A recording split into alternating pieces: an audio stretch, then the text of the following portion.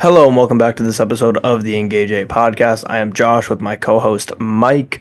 Today we have a ton to talk about. We have to talk about the Monday Night Football game between the Dolphins and the Rams, as well as getting you ready for the next week of the NFL season. We'll preview every game in detail, give our picks, and give our best bets at the end of the show. But before we get into any of that, we have to recap this past week in college football, week 11. Mike, do you want to get us started? Yeah, I will get us started with some of the recap from week 11. I'll start here with one of the big games, Georgia versus Ole Miss. Going into this game, we thought Georgia had kind of figured it out. They were 7-1, looking very good. And Ole Miss, Jackson Dart said this team needed to win out. And so far, they're looking good doing that. They beat Georgia 28-10, dominated them. Jackson Dart was solid. But really that Ole Miss defense just had Carson Bexley and ghosts. He has not been the same quarterback this year that he was last year, especially in the past 4 to 5 weeks. He's just been throwing a ton of interceptions, not as many touchdowns. He's asking people to run him over with their car. It just has not been good for Carson Beck, just all around right now. He's going through it, and so is this Georgia team now. I'm assuming they've definitely fallen in the AP poll. The Big Ten is really starting to take over the top of the AP poll, but that's going to happen with some of the.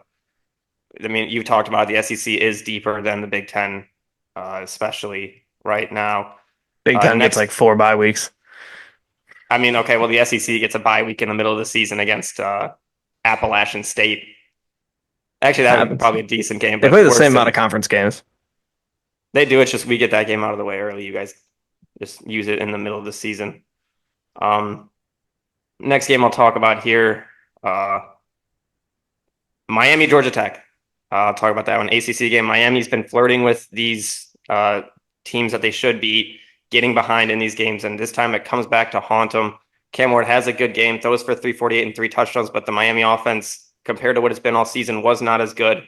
They really didn't run the football great in this game, and Miami's defense continues to just not be the best. It's been their weakness all season.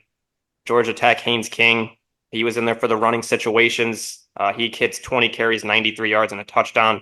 They put in, I'm pretty sure he was a freshman, Aaron Philo, for the passing situations, and he did solid. He got first downs when they needed them, and just a huge win for Georgia Tech after not having the best season. They go in there, get a home game, and beat Miami, and now Miami's kind of got a rough path in front of them. They let Clemson now back into the ACC race for the championship, so it's going to be a tough road for them now. Next game, I don't have these all pulled up right now. Alabama, LSU. Alabama's been struggling recently this season, but ever since that second loss versus Tennessee, this team's really turned it on. They know they cannot afford another loss, and Jalen Milroe went into LSU and didn't pass the ball much, didn't really have to. Alabama dominated on the ground. Milroe has 4 rushing touchdowns, 185 yards on the ground. He was great. Kind of what we wanted to see from him this year, really be that dual threat. He didn't pass as great in this game, but being able to run the ball like that effectively dominated this LSU team. And now LSU is in rough shape with 3 losses, pretty much out of the college football playoff hunt. Just couldn't get anything done in this game at home. Just a really disappointing game and season now from Brian Kelly and this LSU team. Yeah, Bama's back on track. It might be one of those years where Bama sneaks themselves back into the playoff, as I believe they're ranked in the top 10 again now this week. You said, and we'll get to the rankings later, it's 4 teams in the top 5 for Big Ten now, but it's still 4 teams in the top 10 for SEC. The only 2 teams that aren't Big Ten or SEC are BYU from the Big 12 and then Notre Dame, who's not in a conference. So the Big Ten and the SEC dominance, as predicted, has continued this year.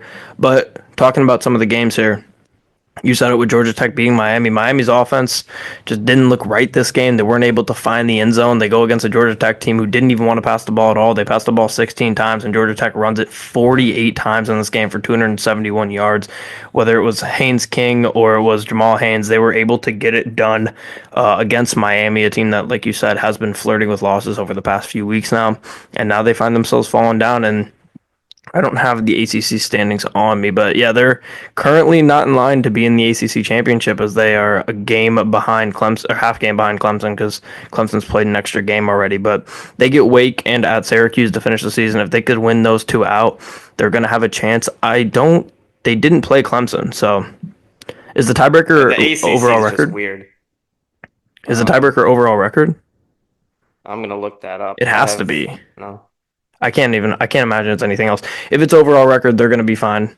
They're going to definitely make the championship if that's the case, assuming they don't lose. Yes, it It seems. is. I think it's overall. It's Okay. well. It And says in order for Clemson to make the championship, it needs to beat Pitt on Saturday, then Miami to lose again, or SMU drop two ACC games. okay. So yeah, it's most likely going to be SMU and Miami, giving Miami just as well of a chance as they had to make the playoff as they had before this week. So as long as they take care of business and win these last three against, I don't even remember who I just said they're playing, but it's Syracuse, And SMU Wake. in the championship, and yeah, Wake Forest. So as long as they can win those three games, which I definitely think they can, SMU's a tough game. They're going to be fine. They'll be in the playoff. But Penn State has their first convincing win, maybe of the season, really, as they go and they beat a Washington team 35-6 at home.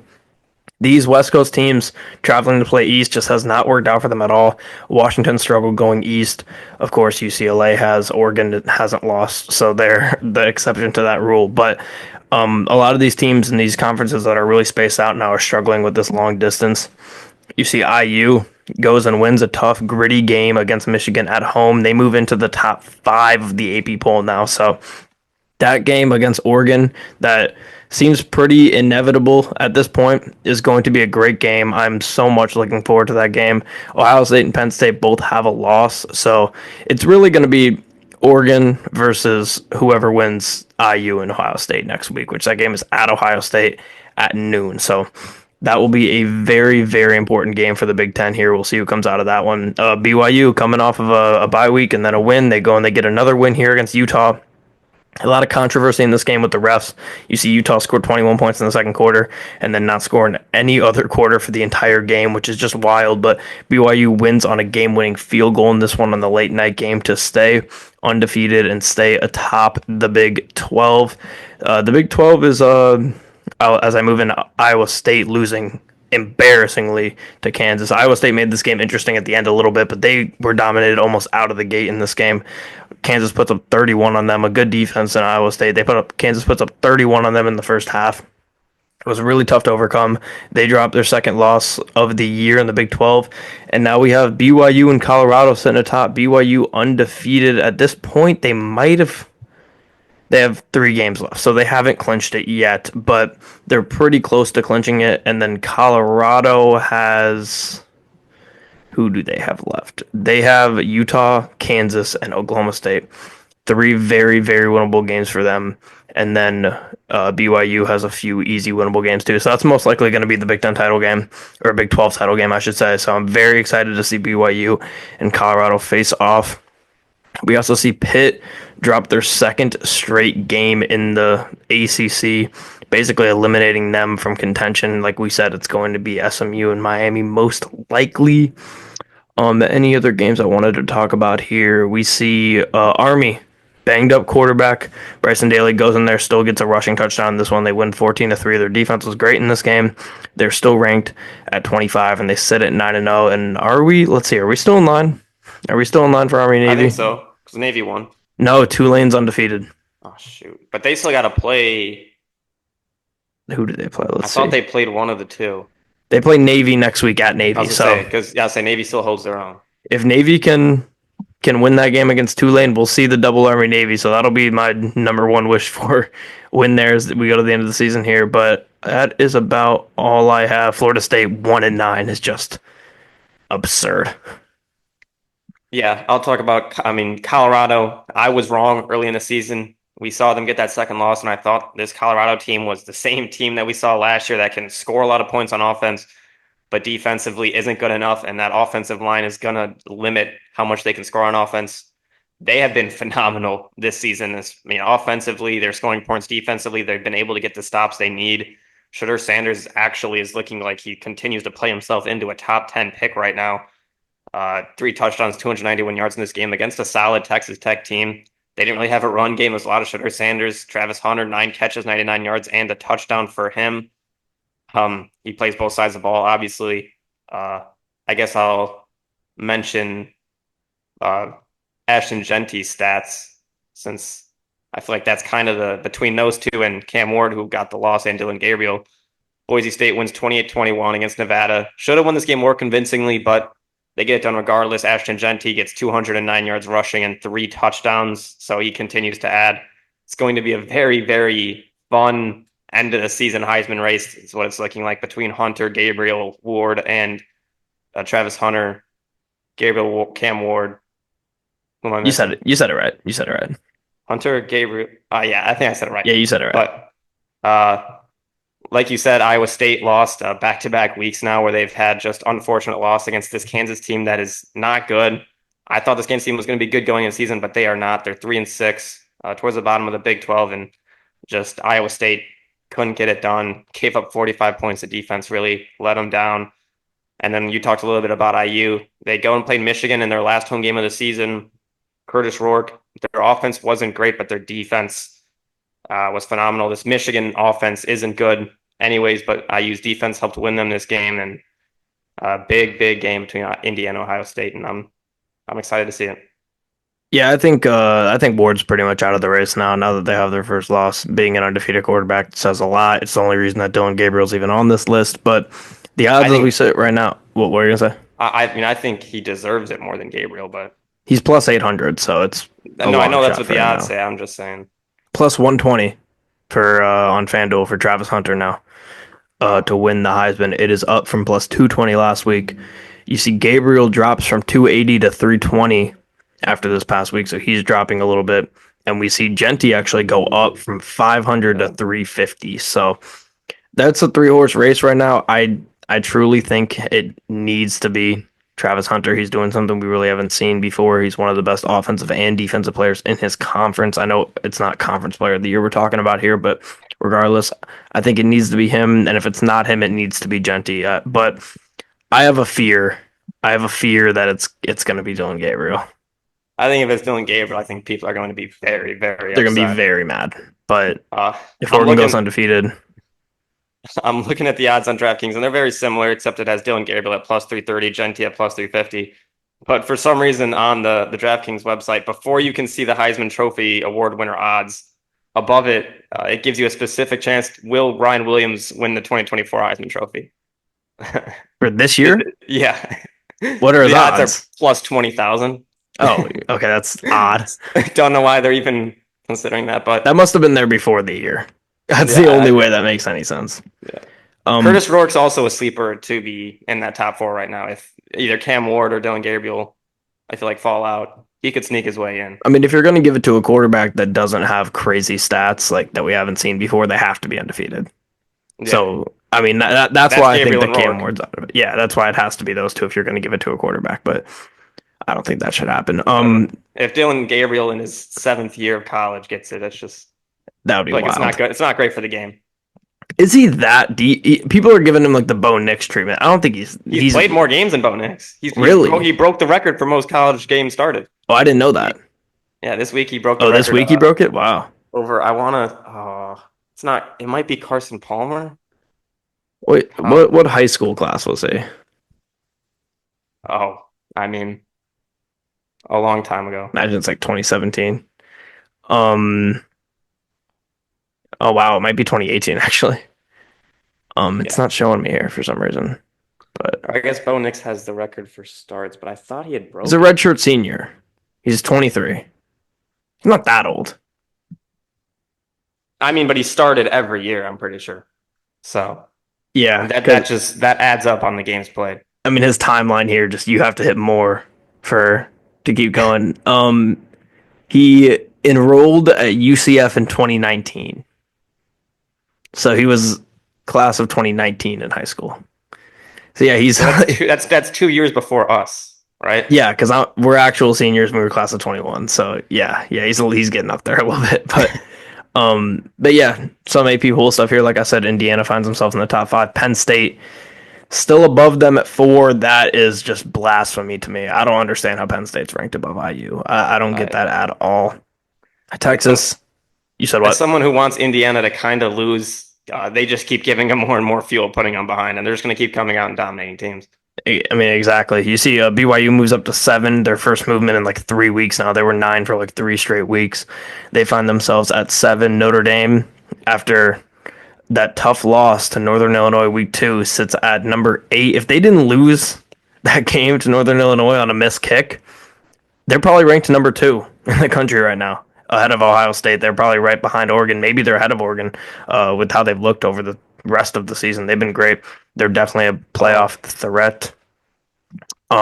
Georgia drops 9 spots to number 11 with their second loss, and like I said, Bama and Ole Miss are ahead of them now at number 9 and number 10, respectively. 2 big wins for Bama these past couple weeks. K State finds themselves going back up, but they're kind of out of it in the Big 12 at this point. I love talking about them. I love talking about Iowa State. I've been trying to not talk much about Colorado because I felt like those were better teams, but now it's going to be Colorado over them in the championship. And the team we spoke about earlier that was ahead of Navy to make the what is it, the American champion conference championship. They find themselves now in there at 25.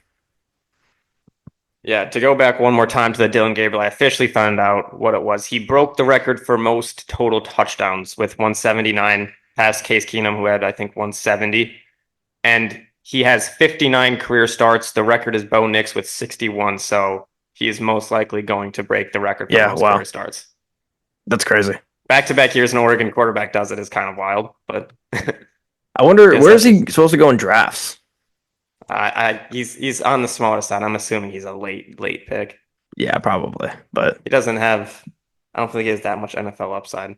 can't give him Heisman. Can't give him Heisman. Yeah, I don't think you can either. We saw the college football playoff from last week. We didn't get to talk about that. I'm trying to pull up the bracket, but the top I four can't find were it anywhere. I've been looking for it. Oh, there it is. All-State Playoff Predictor. Okay, you had to brand it. um, No, this isn't even it. okay. I think this is it. 'Cause yeah, Oregon won the four buys. If this is the right one, were Oregon, Georgia, Miami, and BYU. That is before the Miami loss, which puts them down a ways. And then Penn State, Notre Dame was 6-10. Alabama, Texas, get a rematch there. That'd be good. Tennessee, Indiana, and then Ohio State and Boise State. This bracket would be perfect for Ohio State if this is the bracket to get Boise State and BYU in the first 2 rounds. But I mean, those are both sneaky good teams. Yeah, I don't know if they put out a bracket. I'm I think pretty they sure just did they rankings. well, they did rankings, but this was how I'm pretty sure the rankings would go Oh, out. how it shakes out. Yeah, assuming conference champions. Yeah, that makes sense. Yeah, that doesn't make sense. But yeah, that would be nice for Ohio State. That'd be very nice for them. I think I think this national championship's very, very up for grabs. I completely agree. 'Cause Oregon's undefeated, but I don't think they're the best. They're clearly the best team in the country. I think it's close. Yeah, and we'll see how that looks in a couple hours here when that next one comes out. I'm assuming they're going to do it at halftime of the Champions Classic again. I'd Yeah, assume. yeah, in between the Um, games, 100%. I bet you could probably, yeah, yeah, because I don't see the updated one, so I'm assuming that's coming tonight. But it's about all I've got for college football. yeah. It's in between the games. CFB rankings show. That's all I Cool. got. So we'll be tuned in for that. But we can move on now to Monday Night Football. The Dolphins beat the Rams 23-15. Literally yesterday, I said that I love the Rams in this game. I'm just kind of befuddled by what we saw. We do see Puka and Cooper Kupp both have dominant games. They get 16 catches for what is that, a combined 178 yards in this game. So they both dominated, but the Dolphins defense was able to just bend, not break in this one. One of the craziest things I've seen in a football game in a while happened in the second half of this game when you see 5 straight drives of field goals to end the game between these two teams. And this is a game that the Rams absolutely could have won. They just had to keep settling for field goals because their offense at times in this game looked a lot better than the Dolphins' offense. It looked like they were in control of this game despite losing. It looked like it was going to be the time where it's Al Michaels' birthday, so happy birthday to him. But yeah, it looked like they were eventually just going to break through. They were going to get in the end zone, but they couldn't. They had to score. They had to kick They made 5 field goals in this game. I believe they kicked six, and then the turnovers obviously killed them throughout this game. But one of the craziest parts of this game was Tua going for a head first tackle after a pick, which is just absurd. Like, you do all this stuff where you're like, I'm not wearing the guardian cap, it's my choice, and then he goes and does shit like that, which if you're a Dolphins fan, you were holding your breath there, but thank God he is okay in this one. But the Rams, they get both offensive linemen back. They have both their best receivers back. They're at the most full strength they've been all year, and this was the moment at home against a team that has to travel all the way from South Florida. I thought that was going to be the moment for them to really click on offense. I thought they were going to put up a ton of points in this game, but you got to finish drives. I didn't expect to see this from a Sean McVay team. But the Rams, I think, are just going to be one of those teams where they have the talent to succeed. They're going to come out short in some games. Some games they're going to come out and beat teams that they shouldn't beat. And I think this is the beginning of a confusing end to the season here for the Rams. Yeah, the way I viewed this game going into it was I agree with all the things you said for the Rams, but for the Dolphins, this game was basically seems kind of like a do or die situation. If you fall to 2-7, your season is basically over. If you're the Dolphins, they had to win this game and they went out and got it done. Their defense continues to play very well. Offensively, they got the job done. Tua was decent, 200 yards. He gets a touchdown and a pick. They didn't run the ball great, but like I said, their defense was great. They slowed down Matt Stafford. Were holding him to field goals. They got another interception. Very good. They were able to slow down Kyron Williams in the run game. He only gets 62 yards on the ground. You can pretty much expect Nakua and Cup to get those mass amount of targets and yards, but if you can keep them from getting the touchdowns and keeping the Rams out of the end zone, you can stay in the game. And this Dolphins secondary did a great job at that, keeping everything in front of them. So it's a huge win for the Dolphins trying to scrap their way back into the playoff hunt. And this is a good start going forward. They got some easy games here, back-to-back weeks. Raiders, Patriots, those are two games they should win. Get to 5-6. You still got the Jets. You got some challenging games with the Packers, Texans, and Niners, but you can take one of those three games or two of those three games. The rest of the schedule is pretty favorable. So we'll see if they can get it done or they can continue this. This defense has been good. They can continue playing well. Okay, we'll move on now to the Week 11 preview for the NFL. We'll start with some buys here. The Cardinals, they've looked great the past few weeks. I would say this isn't an ideal time for the buy for them just because they've been so hot, but they get to go deep into this back stretch of the season with a fully rested team, so it's always beneficial to have it here at the end of the year. And the Buccaneers, like we said, they also have a stretch where they damn near have to win out. So this bye is coming at a good time. They get ready for this stretch. They get Mike Evans back in this bye, and they have a chance to go make a run against with one of the easiest schedules to end the season. And then Panthers and Giants, two teams that are completely out of it, doesn't really matter for them. But I guess it kind of cools the Panthers off a little bit. Yeah, this is really bad time, in my opinion, for the Cardinals to get a bye. Like you said, they've been playing very good football on both sides. They've looked great. Hopefully, Gannon can get them out of this bye and continue their hot play. Kyler Murray's been phenomenal in the past 3 weeks. Actually, ever since Call of Duty's dropped, he's been maybe the best quarterback in football outside of like Lamar Jackson. And I would say he's probably even better than Jared Goff just because of the recent week. But he's been great. Buccaneers, like you said, it's a good time for the bye for them. They can get Mike Evans back, get Baker Mayfield completely healthy, and just get this offense back in rhythm. They've been good. They got the easy schedule. Now it's time to go forward. For the Giants, it doesn't matter. You just have to make the decision on if you're going to bench Daniel Jones or not, if it's Drew Lock time. And I'd say for the Panthers, it's probably a rough time for a bye too, because Bryce Young's been looking solid the past 2 weeks, and that's kind of your goal right now is hopefully Bryce Young continues to get better and better and look like he could still be a franchise quarterback. So rough time for them, I guess. Okay, we'll move on then to the preview, starting with Thursday night football. The Commanders going into Philly to play the Eagles. Another great Thursday night football game. Like we said, we've kind of been blessed with these. Both these teams have had great records, but have not really beaten great opponents. The but we talked about it last episode how neither of them have had crazy hard schedules, and the games they have played against great teams, neither of them have really won those games. So something has to give in this one. Commander secondary has been so good this year. I see them giving Jalen Hurts some troubles in this one. I know he's looked solid over the past few weeks, but this Commander secondary has looked very good, and they should have Lattimore in this game too. So that will be great for them. Commanders have not been great versus the run, so Saquon might be able to have a massive day in this game. The Commanders have struggled in the red zone offensively. Philly does have the third ranked red zone defense this year, so that could be a problem where we see those struggles for the Commanders kick back into gear as they have not really been able to score a ton when they get down there over the past few weeks. The Eagles just need to lean on the run game and take the ball out of Jalen Hurts' hands. I think that's their biggest recipe for success in this game.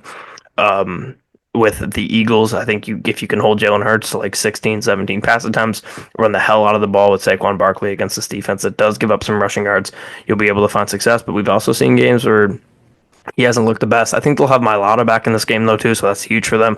I could see either team winning this game. Really, I think it's going to be a really close game. So if I can get a point spread of 3.5, I'll take it. So I'll take the Commanders here at plus 3.5, but I could see either team winning. Yeah, normally we go and get opposite Thursday night football picks. My big thing is you said it. The Commanders have struggled against the run, giving up 142 yards per game versus the run right now, which is fifth worst in the NFL. And Saquon Barkley in this Eagles rushing attack has been very good. He's averaging 110 rushing yards per game, and he really didn't run the ball at all last week. He didn't have to because of how horrific the Cowboys are. I think this Eagles team might be just a very good matchup for them against the Commanders. I think this is a bad matchup for the Commanders. Defensively for the Eagles, they've been a lot better than what we expected. Right now, in terms of passing yards per game, they are third, only giving up 173 passing yards per game, and they're also top five versus the run, giving up only 100.7 yards per game. But you said it, their competition so far this year hasn't been great. They've been able to kind of pick on the bottom feeder so far. So this is both of these teams' first really big test, I'd say, this season. Commanders defense, they've been good as well. But like I said, just against the pass, they've been good. Fifth best pass defense right now in the NFL. But against the run, they've struggled. For the Commanders, I think they really need Brian Robinson to play to help the rushing attack. And that's a little uncertain right now. And I just think the Eagles are going to be able to run the ball very well, open up the game for Hurts. So I'm going to go Eagles minus 3.5. Okay, moving on here to one of the most lopsided rivalries in the history of the NFL, or at least recently, with the Packers and the Bears. Packers going into Chicago to play the Bears. Packers come in off a bye and are big favorites in Chicago. Jordan Love should be a lot healthier coming off this bye. That couldn't have come at a better time for the Packers, honestly, than it did this past week. Bears fire Shane Waldron this morning, which could be very beneficial to them. Get a new face in there, a new set of eyes to figure out what they need to do to get this offense working better. I don't think they should bench Caleb Williams. I think that would be stupid. I know you risk him getting hurt with the offensive line. I think this is a different situation than the Colts benching Anthony Richardson and the Panthers benching Bryce Young. I think if they did at this point, it would be just to keep him safe, which I actually think might not be a horrible idea, but I think they should probably keep him in and just let him learn a little bit and just hope nothing bad happens. Luckily for the Bears, the Packers pass rush has not been great, but neither was the Patriots before last week with their 7-sack performance. So maybe they turned the Packers pass rush into having a good season in just one game like they did with New England. Packers run defense has been pretty good all year. Stopping the Bears run game could be huge for them in this one. Makes the Bears have to pass it a ton, and when they're dropping back, they're getting sacked most of the time. So that's the key to success to beat the Bears. Bears run defense has fallen off a ton this year, so Jacobs might be able to have a big day in this one. But with all that being said, I can't believe I'm saying this, but the Bears defense has been solid, and 6-point dogs at home in a rivalry game is crazy. I know everything is saying don't pick the Bears here, but I'm going to pick the Bears plus 6 against the Packers. Well, my entire what I did in my notes around my entire thing has been thrown in a loop as I discovered that I was looking at the dates for last year and I cannot find the dates for this year. But I don't know if you know about Toyotathon Jordan Love. Oh, is One that of the a best thing? Yeah, Toyotathon Jordan Love. Pre-Toyotathon last year, I think he was like 14 touchdowns, 10 picks, kind of mediocre play. Toyotathon Jordan Love, 18 touchdowns, one pick. Toyotathon Jordan Love is one of the best quarterbacks in the NFL. When does it And going end? into this, it ends like it's early January. Okay. Is it like a But Christmas holidays thing? yeah, it's like when they release their new car, they do a special deal for it. And Yeah. everything I looked up kept saying it started November 15th, which would mean this game would fall in Toyotathon. But now I can't find a date because that was last year's Toyotathon. Uh, so that was thrown off. But I guess I'll have to just go past it. Offensively, like you said, the Bears fired Shane Waldron. I Uh, looked it up and the first thing is Reddit and is Toyotathon poised to be a good one this year? yeah. So I said doubt it. Yeah, it's very important, especially for the fact Packers fan base at this point.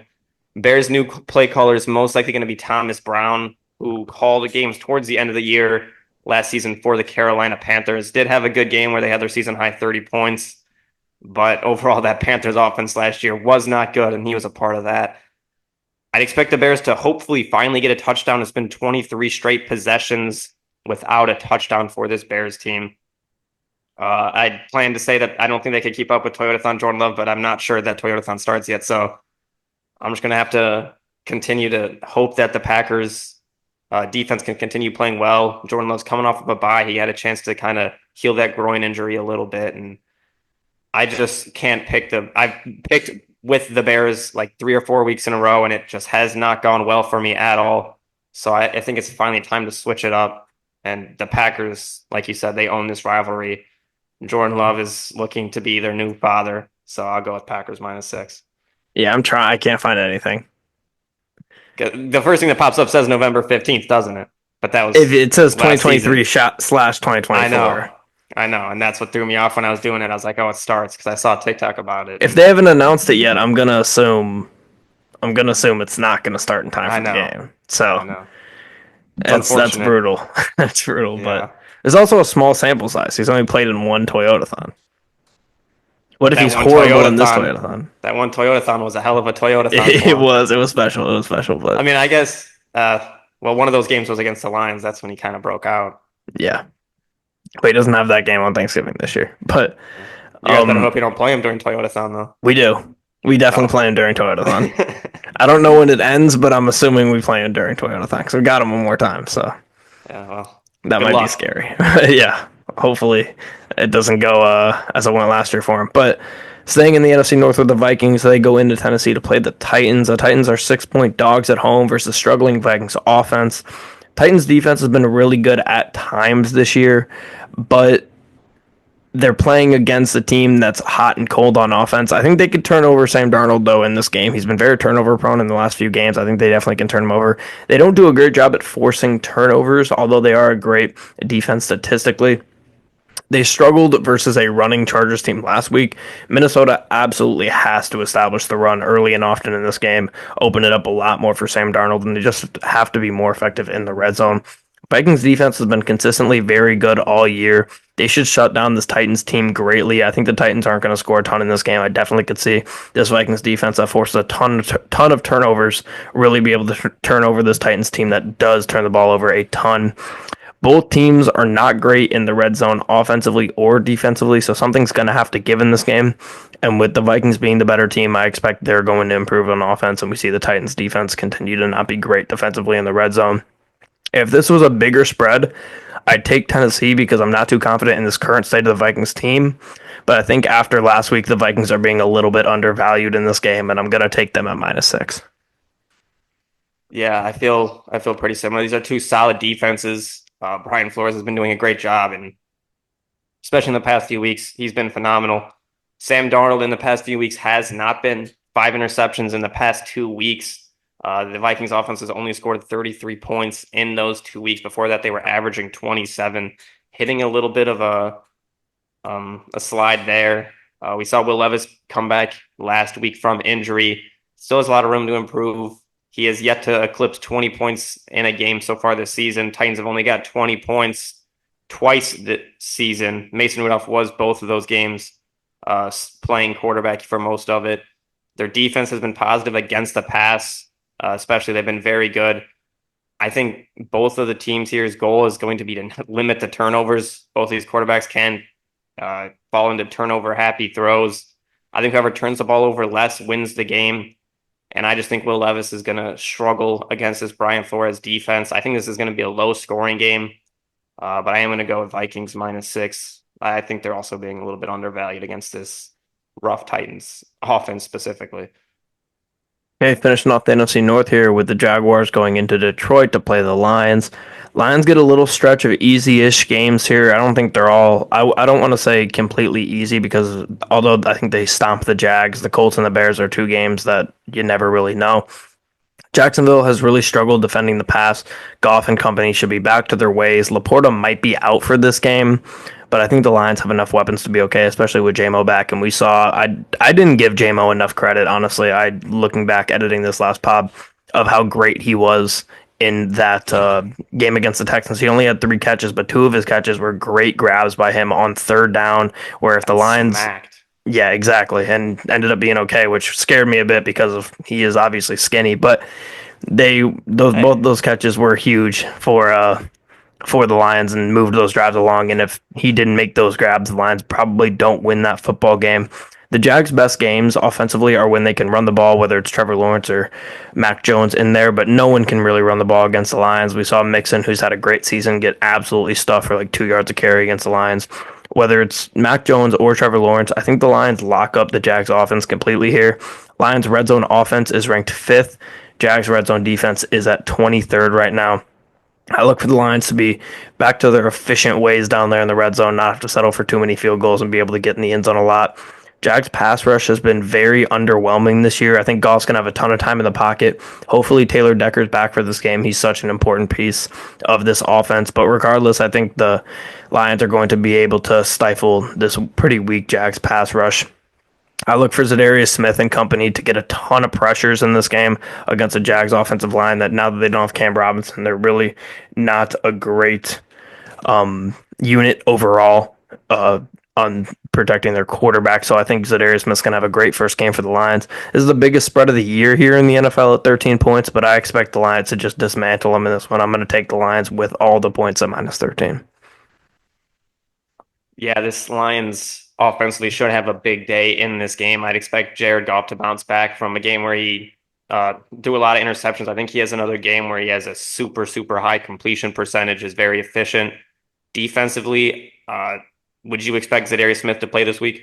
He's playing. Yeah, he's absolutely playing. That's what I thought. He's not hurt. He just missed. They gave him the day off because of apparently he has one, it was supposed to be his bye week, and 2, apparently he has like a home in Florida that he hasn't been able to go to that got like fucked by the hurricane. So they're like, you know what, take a few days off, go home, figure that shit out, and we'll have you here next week. So good guy Dan Campbell letting. That's how you get players to want to come to your team. Yeah, treat your players like players. Yeah, I completely agree. I think this defense is going to be going against Mac Jones most likely. I'd expect Zadarius Smith and his pass rush to really get at him this week. The Lions secondary, Brian Branch specifically, has been phenomenal. I don't think Mac Jones is going to be able to do much against this Lions team with Gabe Davis as his main target and Brian Thomas. I don't think they're going to have a big game. Games in Detroit, I really don't like spreads this big, but this is a home game for the Lions. I think they're going to have a phenomenal game. Their defense has been good versus the run. The ball's going to be in Mac Jones' hands a lot. And yeah, I just don't trust Mac Jones. So I'm going to go Lions -13 as well. Okay, moving on here to Ravens at Steelers. I don't know how this is a 1 p.m. game. I know we'll get to the Sunday night. That because of the 3 p.m. game, they kind of. Yeah, but I mean, stacked game for 12 and 3. Yeah, no, there's a lot of game. I'd assume. If this is a CBS game, what a day for them. Both those teams are on CBS almost exclusively, so I would assume it's not going to be a Fox game. Huge day for that. Ooh. Yeah, definitely. I mean, there was multiple games that could have flexed on a Sunday night this week. I think the Bengals and the Chargers is a fine choice, but it is tough with Ravens, Steelers, Chiefs, Bills. Well, at Chiefs Bills, they were unable to flex no matter what. CBS had like rights to it. Is it the Tony Romo? I think the networks get to protect a certain amount of games. Right, yeah. So that was their number one protection. So I can't imagine they could have protected this game too then. Yeah, I don't know. But if they get 2 or 3, I don't know. And you could have predicted this was going to be a good game a couple of weeks ago, but I think the Sunday Night Football game is still going to be good, but we'll get to that later. Way better than what it would have been. Yeah, no, definitely, absolutely. That'll be the next game we talk about here. But the Steelers are home dogs in this game. Russ and the Steelers offense have looked great recently. We talked about it in the recap. I think they get after this Ravens secondary early and often. Steelers defense has been really good versus the run. They're ranked fourth in the league right now, and shutting down Derrick Henry is a recipe for success. I know the Bengals are kind of the anomaly if they shut down Derrick Henry and they still give up 35 points, but that's how you beat the Ravens is you shut down that run game first. And even though Lamar has been fantastic throwing the football this year, that's better than letting them have a run game and let him throw when he wants to. So I could see a world where Lamar and the Ravens have a good day versus good defense here, but I think the Steelers pass rush is going to make a big impact on this game. This game feels like it's going to be in like the 20-ish point range, and that definitely favors the Steelers in my eyes.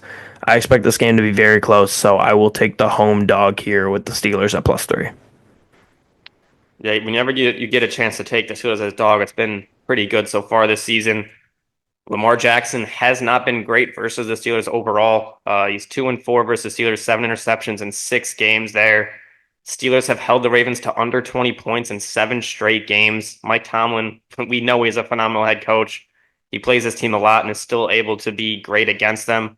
He hasn't gone against Derrick Henry in this new Ravens rushing attack yet, so that's something that he's going to see for the first time.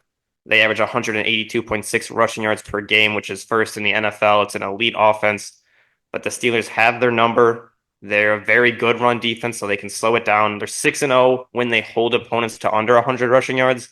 I don't think they'll be able to do that, but they will be able to limit this. Steelers have won 7 of the last 8 games versus the Ravens. And shockingly enough, this is the Steelers' first game against an AFC North opponent. 2 of the longest tenured head coaches, 2 of the best head coaches in the league, but I'm going to go with Mike Tomlin as an underdog, especially at home. So I'm with you, Steelers +3. Okay, moving on to that Colts at Jets game. Jets open this game as a 4-point favorite. They are 3-7 against the spread this year, which is just brutal. Colts defense has been much better recently. You don't need to be great to stop this Jets offense, and they've been better recently. Colts run defense is hot and cold, but the Jets have been so bad at running the ball here that I think the Colts are able to stifle that pretty well. Jets defense, though, can give Flacco and this Colts offense some problems. Flacco has been very turnover prone this year, and I think that definitely can be a problem here going against this Jets defense. But despite having such a good defense, the Jets are 25th in rushing yards allowed per game. So it could be a good day for Jonathan Taylor. And as we've said, the offense is completely different when he's involved and getting work like he was in the first half of that game against the Bills. I'm just so done with the Jets, and I think the Colts have the tools to compete in this game. So I'm going to take the Colts with the points at +4. Yeah, I think the Colts at +4 is probably the better pick here, but I just don't want to do it overall. These are 2 locker rooms that have kind of been falling apart, especially in recent weeks. Colts, this is a good chance for their younger secondary to go against 2 very elite receivers, but Aaron Rodgers has struggled overall to get this offense moving.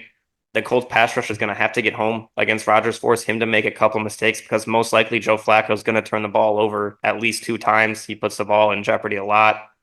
Colts need to get the run game going. Like you said, the Jets have not been good versus the run, but when Joe Flacco's at QB, the Colts have not been great running the football. Definitely way worse than when Anthony Richardson's out there. This is a matchup I would really, really like if AR was starting. I know this Jets defense has been good, but I think his threat in the run game would throw off this Jets defense. The only thing I wouldn't like about Anthony Richardson playing is that it's at MetLife, and we know how injuries can be there, but I would have loved to see him go against this defense, so it's unfortunate that he's not playing. Last week, the Jets had a real letdown week. They get to a chance to respond, especially their offense was terrible. Aaron Rodgers has to perform in this game. He's been given everything he's wanted so far in New York. He's been spoon-fed his receivers, coaches, everything, and he's yet to really deliver results. And this is basically a do-or-die game for both teams at this point. I think the Colts should win this game. It's just I kind of want to boycott them, but against my better judgment, I'll go Colts +4. Yeah, I think it's probably for the best that Anthony Richardson isn't playing on this field. I think Yeah, you take that as a W and run with it. But I just like the matchup for him yeah, no, I overall. think it's a good matchup for him too. It's not worth it. Just Yeah. not worth it. Um, Hopefully, their plan is to let him sit until after that Lions game and unleash him. But you think right that's the now, plan? I kind of hope that's the plan. I thought But the plan was Flacco no matter what. I mean, that's what I mean. That's what it sounds like. Yeah, that's kind of what I felt it Which was. just sucks. Yeah, it does. But watch them compete in that Lions game. But moving on here to Rams at Pats 2018 Super Bowl rematch. I mean, I hate this game, especially with the spread. Yeah. We're going through a little streak here of like 3, 4 games where I hate every spread. But I've been like that outside of the Steelers game. I haven't really liked any spread. yeah, no, I made my best bet list here for the pod, and I looked at it. I wrote like 8 or 9 down, and I'm like, I don't like any of these. Like, I don't know if I could even call them best bets this week. But Pats are on a bit of a hot streak entering this game, but the Rams are the healthiest they have ever been. Like I said earlier on, Rams are a team that you can run it against. So if the Pats lean on Ramondre Stevenson, they definitely have a chance in this game. Patriots defense has looked a lot better over the past few weeks, although they have played some bad offenses. I still think this defense does look a little bit more rejuvenated, even without Josh Uche. Pats have a solid red zone defense this year, and the Rams are a shocking 30th in the league in red zone offense. Last night obviously didn't help that at all, but they are still bottom 3 in the league in the red zone offense. It's a long trip to New England from LA for the Rams on a short week, playing on Monday Night Football to playing a 1 p.m. game. I'm gonna take the Pats and the points for the second straight week here. I mean, they've probably been the team that we've taken as the most underdogs all year. I feel like. Yeah, we've done it a lot. I did it a lot early in the season. I was just looking up. I was curious to see the record against the spread, and shockingly, the Colts are 7-3 against the spread. One of the better teams. Pittsburgh and Washington are the top two. Detroit in the top three as well. Kind of what you would expect, but yeah, The both Lions of been these teams favorites are. in damn near every game. Yeah, both of these Last week teams. hurt them. The 1 week they were an underdog. Was that the Vikings they were an underdog for? They were a dog for the Vikings, yeah, but it was like a Yeah, 1.5. It was yeah, low. and that was an easy take for me. Yeah. Uh, yeah, a lot of what you would expect. Seattle though is the one kind of good team that's been very bad Who's the versus the worst? spread. Bears? Um, no, neither of us. We've already talked about them. Neither of us picked them. They are. Jacksonville? Who are they playing? They're on this list. They're playing. It's the Titans. They're 1-8 versus the spread. They're 1-8 against the spread. Yeah, Fuck, did I take bad. them? No, you did not. Okay, no, I took the Vikings. I took the Yeah, Vikings. you took I took them Vikings. last Dallas week. is 2-7, so they're not. Yeah. Both of the New York teams sitting at the bottom. So Yeah, I took unfortunate for both them. Titans and Cowboys last week, I'm pretty sure. Yeah. But looking at this game, Rams are coming off of a bad loss. They're playing a beatable team. They really do need a bounce back week after having a week with no touchdowns. I think they're going to come out ready to go. It's just I don't like the flying all the way across the country, especially on a short week. That's going to hurt them. They just need to go out in the field and get it done. But Drake May and his Patriots team have been very good, I think, against the spread when he's been at quarterback. He really just doesn't have the weapons to win them the games, but he's been able to keep them in these games. I don't think the Patriots win this game, but I think I'm going to be with you and go with the Patriots +5. Hey, moving on here to Raiders at Dolphins. This is another spread that I absolutely despise. Dolphins look solid on Monday Night Football. We'll see if they can carry that over to this game here against the Raiders. Dolphins were struggling to run the ball on Monday Night Football. This is a team that they should be able to run it against here in the Raiders. Dolphins are number 12 in pass defense on the year so far, and with the Raiders having zero run game, they're going to be forced to pass against this tough Miami secondary. And that's just a recipe for absolute disaster for the Raiders, although they are coming off a bye. Raiders' one glimmering hope right now is their secondary. They need them to compete to be able to stay in this game and cover. Miami's red zone defense will force a ton of field goals if the Raiders can even get down there in the red zone. This is another one where it's a long trip across the country for the West Coast team, and I'm going to continue to rock with the East Coast team and take Miami -7.5. Yes, I wanted to see. I couldn't remember College football who. rankings do come out between the games. Yeah, I I was trying to look it up earlier and I couldn't find it, but I wanted to see who the Raiders promoted to offensive coordinator. They do get the boost here with firing Luke Getsy, so they get that boost, but they It's still so don't have a funny, run. Getsy and Waldron were the two to get fired. Yeah, the two coordinators both get fired in a matter of 2 weeks. Even with this firing, no matter who they put in there, they're not going to have a run game. Their running backs aren't good. Their scheme overall isn't good at all. I can't really pick this team with a poor quarterback play, poor run game to keep it close with this Dolphins team that has the potential to put up firework numbers. Tyreek Hill is notoriously very good against the Raiders. 64 catches, 940 yards, 10 touchdowns in 12 games versus the Raiders. That could be a lot more. They played last year, and he did pick up an injury in the middle of the game after he was playing very good. They have all three of their top weapons with Tyreek Hill, Devon Achane, and Waddle. I think this could be a game where they explode and really get going offensively. They've been good against the bad teams here in recent years, so I think they go out, have a big game at home, and uh, every week right now they're fighting to keep their season alive. So I'm gonna go with Dolphins -7.5. Okay, moving on here to Browns at Saints. Browns coming off a bye for a Jameis Winston revenge game in New Orleans. Saints were rejuvenated by the Dennis Allen firing last week, but I think that wears off just a bit here. New Orleans is top 10 in takeaways per game this year. I think that could be a huge factor for them going against a quarterback that does turn it over a lot as much as I love Jameis. Cleveland has been great against the run recently. Should be able to shut Kamara down a little bit. Carr is not always great when they can't run the ball, although he was last week. I expect him to turn it over a bit in this game. New Orleans is a great in the red zone on both sides of the ball. So if they could really lean on that, score when they get down, force field goals from Cleveland, that'll be a huge recipe for success for them. Coming off a bye and getting healthy, I could see Chubb maybe having his first big game here against New Orleans' 27th ranked rushing defense. I go back and forth on this game. This is another one I don't love. I immediately thought Browns when I saw the spread, but as I thought about it and I really did my research on this game, I think it is a good matchup for New Orleans. But I'm gonna rock with Jameis Winston, revenge game in New Orleans. I'm gonna have him cover the spread at +1, win the game outright. And what's his quote recently? Today's a Um, blessed day. I'm gonna take the blessed day from God or something that he says like that. yeah, man, I know the quote too, The but Lord has made the day for me, or it's something like that. it's something like we're gonna prosper in it. Yeah, yeah, yeah. I He's forget what it is, he's but great. I That was actually my complete reasoning as well. Was Jameis Winston revenge game? No gotta matter take it. what, I don't want to be on the wrong side. I haven't bet for Jameis Winston yet this season. I really just want to do that one time, and I think this is the perfect moment to do it. Revenge game. Uh, I think he has a chance to have a big game. This Saints secondary hasn't been great this year. Their defense has held an opponent to hasn't held a defense to fewer than 20 points in a game until last week, since week 3. They've given up at least 350 yards of offense 7 times this season. I think if Jameis just slings the ball, has a big game, he has some weapons that he can still throw to. Hopefully Njoku can go out there and have a big game.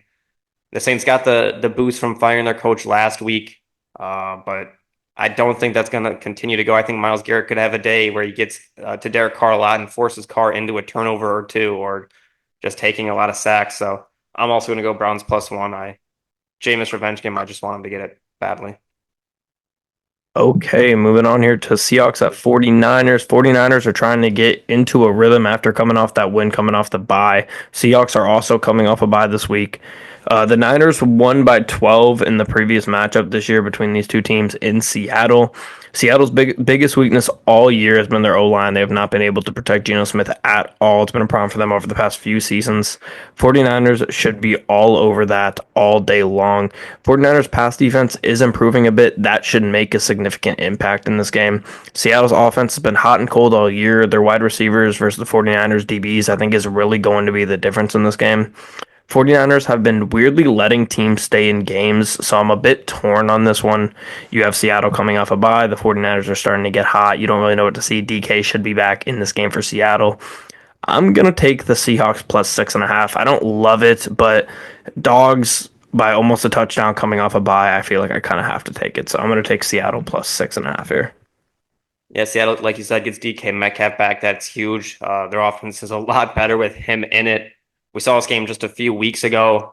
We talked about the Seahawks struggling to run the ball. The 49ers run defense has been very good.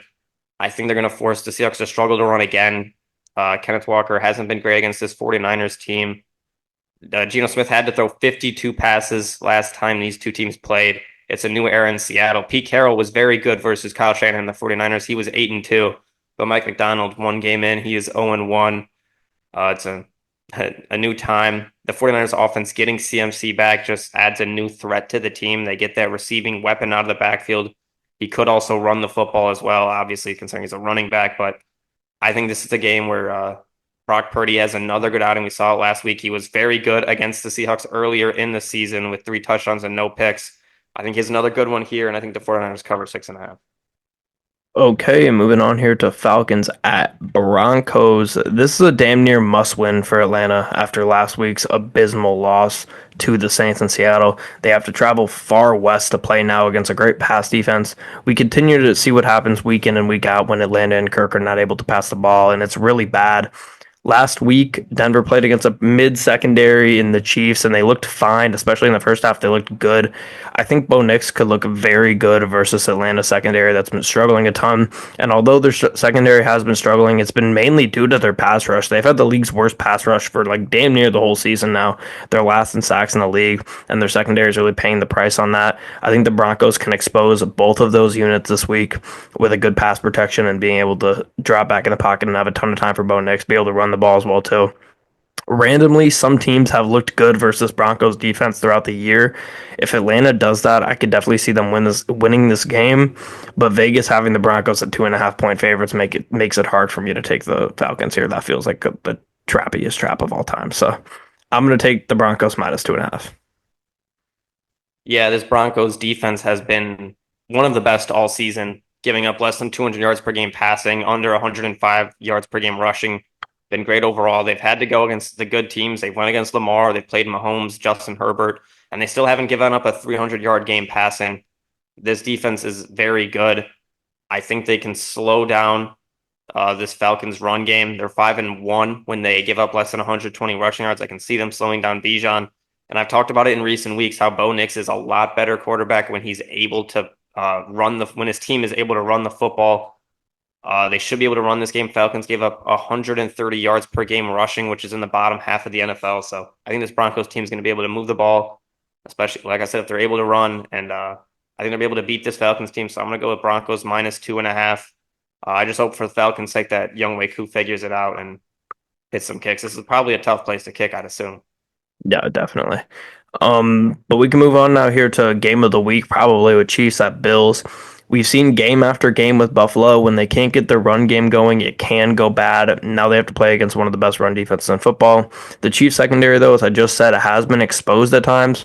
Buffalo could air it out if they get their receivers healthy. Hopefully, Keon Coleman and Amari Cooper are back for them. We don't know the status of them yet, but that's make or break for this game for them. Chiefs may get Isaiah Pacheco back. That could be huge if he's back to normal for them going on in the season. But Kareem Hunt's been pretty good overall, so I don't think that's really make or break for their season if he comes back or not. Chiefs basically lock up the number one seed if they win this game here. They'll be 10-0 with wins against Baltimore and Buffalo. So it's hard to imagine them not getting the number one seed unless they go on a losing streak and then lose to the Steelers. So I don't really see that happening. Mahomes and the Chiefs offense has to be mistake free in this game, though. This is a game that the offense should be able to move smoothly. Although they have struggled versus a lot of mid defenses throughout the year, we need to see them move smoothly in this game, but they tend to get up for the big games. I know Josh Allen can beat Mahomes when the games don't matter, but I don't see it here. There's no way I'm taking Mahomes, or I'm not taking Mahomes as a dog. So I'm going to take the Chiefs plus 2.5, even if it's a trap. I don't really care. Yeah, Chiefs are 9-0. 7 of those games have been decided by one score, and 5 of those 7 have come down to the last minute, and 4 of them have come down to the last play of the game. A lot of close games for them. At some point, I feel like they have to finally get tipped over. No matter what, we know this game is going to be close. It's going to be great. I hope. Chiefs are 1-3 versus the Bills in the last 4. They are 3-0 in the playoffs in that same span. Regular season matchup. Mahomes isn't as good in this. 6 interceptions in those 3 games. Josh Allen has been great in those 3 games, and especially he's a better quarterback just at home in general. 3-0 in their last regular season games versus the Chiefs, averaging about 300 yards passing and 9 touchdowns and 1 pick at home. This season, he has 11 touchdowns, 1 pick, completing about 70% of his passes with a 121.2 pass rating. On the road, he's only 6 touchdowns, 3 picks, 60% completion. He's just a lot better at home, and so is his Bills team. We saw it last year. We've seen it so far this year. This Bills team better at home, and for that reason, we've just seen it. I picked it last year, and it hit, so I'm going to go with the Bills minus 2.5 again. Okay, moving on here to Sunday Night Football, Bengals at Chargers. Like I said, although there's a couple games that could have been flexed here instead of this one, I still think this is going to be a great game.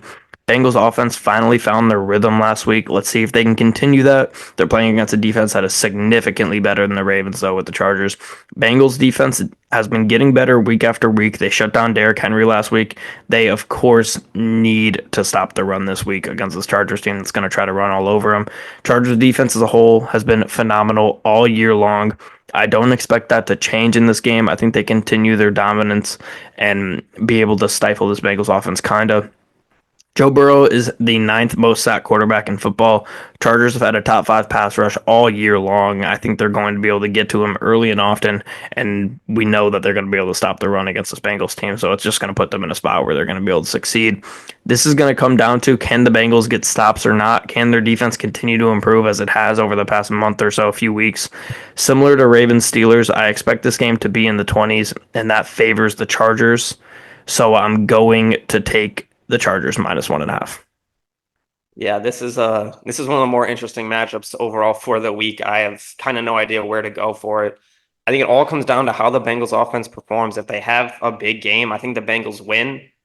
Um, Obviously, Burrow and this offense know this game has to be a must win. They need to get it. I think if the Bengals score more than 24 points, they win this game.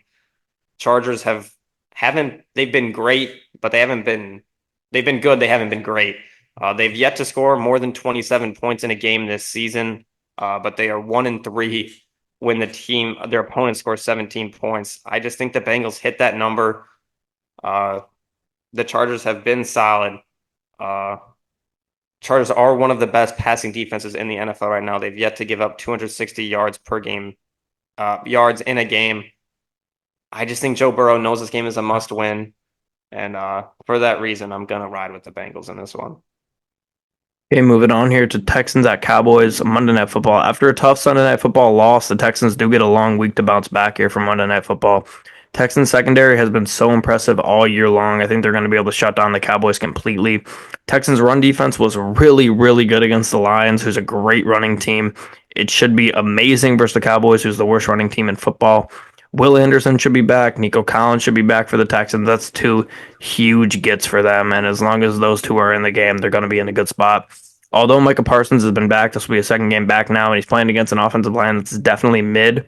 This is a game that we need to see Stroud get back to normal. If he's not back to normal, they might be in a little bit of trouble going forward because they just need him to get back in this rhythm, especially with how great the defense has been. If you can get their offense to look like it looked last year, they're going to be one of the better teams in football, one of the better teams in the AFC.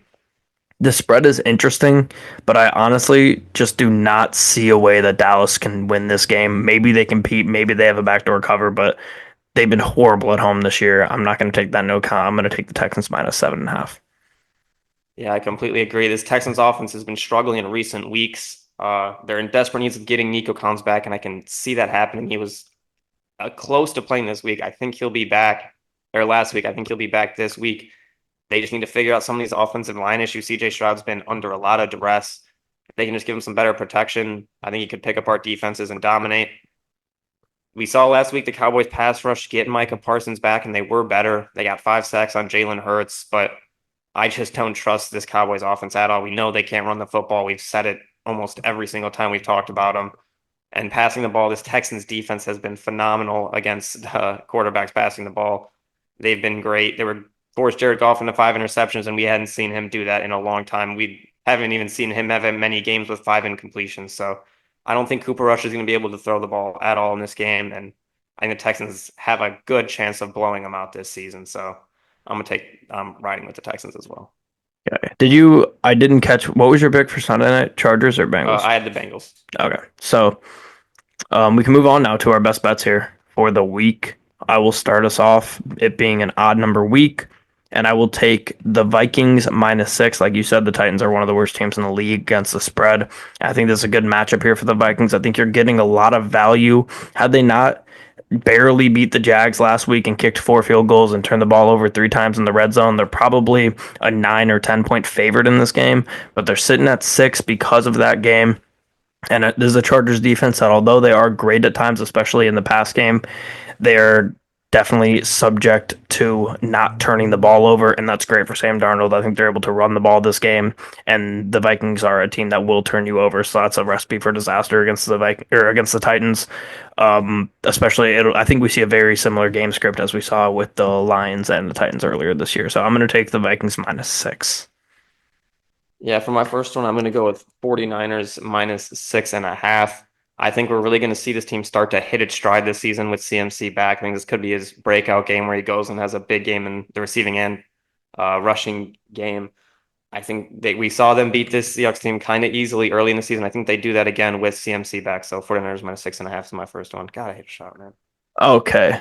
Next one here, I'm going to go with the Chargers and Bengals under 47. I've been liking these primetime unders this year. I think this is and I only took that because I am taking the Chargers -1.5 next, and obviously you're not taking that, so I had to Yeah, no, hedge my. I like this under too. So Yeah, I'm definitely taking this under. I think this game goes way under. Like I said, I expect this game to be in the 20-point range, similar to that Ravens Steelers game.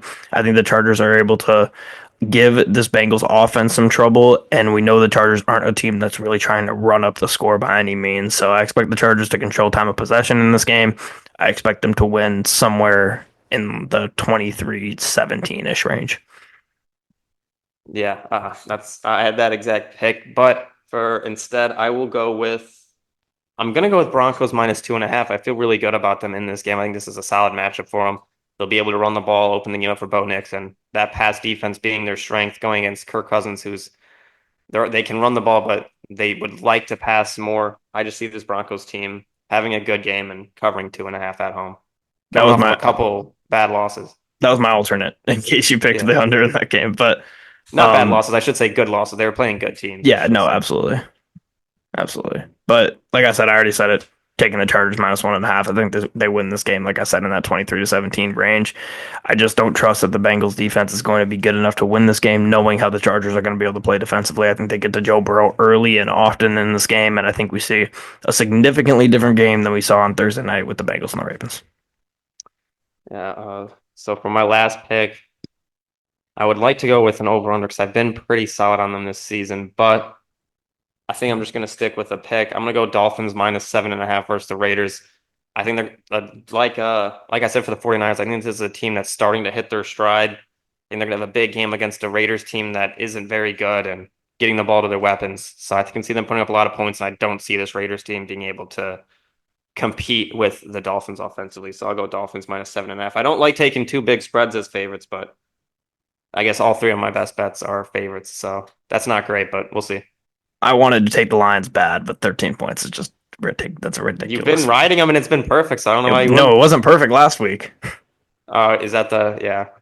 because it was three Well, and I a mean, half, and they won on the game winner.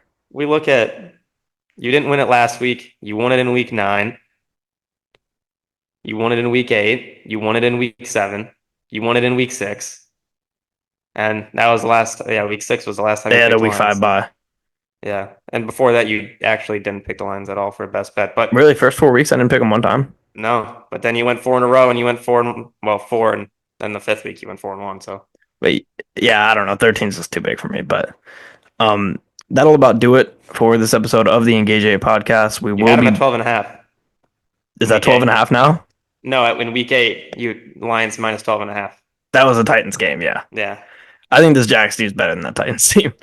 Maybe not with Mac Jones, but Yeah, you never know. You never know. Yeah, that will about do it for this episode of the Engage A podcast. We'll be back to our regular recording schedule with the Colts and Lions not playing Sunday Night Football this week. So we'll be back on Monday to recap all these games, and then we'll be back once again on Wednesday, a week from today, where we talk about this past week in college football, the Monday Night Football game, and the preview for the next week of the NFL season. So if you've made it this far, don't forget to like the video, subscribe to the podcast, hit all the links in our description for TikTok, Spotify, social media, and all that good stuff.